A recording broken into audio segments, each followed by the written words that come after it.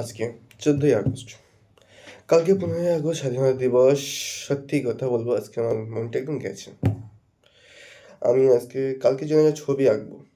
তাই ছবি খুঁজছিলাম, সোশ্যাল মিডিয়া, নিউজ এক্সপ্লোর করছিলাম। কালকে কার ছবি আঁকা যায়? কোন স্বদেশী ছবি আঁকা যায়? ভাবছিলাম। কিন্তু শেষে দেখলাম কোনো জায়গায় নেতাজির অপমান, নেতাজি হাত ভেঙে দিচ্ছে। মানুষ ভুলে গেছে স্বাধীনতা দিবস কি। কেউ বলছে স্বাধীনতা দিবস ভিক্ষায় দেওয়া।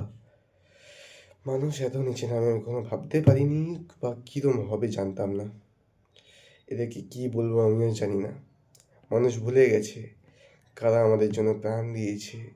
ক্ষুদিরাম বসু যে অল্প বয়সে নিজের জীবন হাসতে হাসতে ফাঁসিতে চড়িয়ে গেছে শুধু আমাদের স্বাধীনতার জন্য। তাই আমি ঠিক করলাম, একটা চ্যালেঞ্জ নিচ্ছি।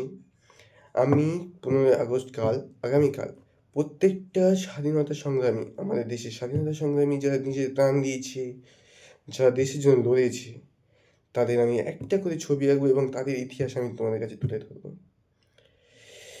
তোমরা যা কমেন্ট আগে করবে, যা কমেন্ট, আমি তার ছবি আগে করবো এবং তার বিষয়ে আমি বলবো সে কেন নিজের প্রাণ দিয়েছে, সে কেন কি করেছে।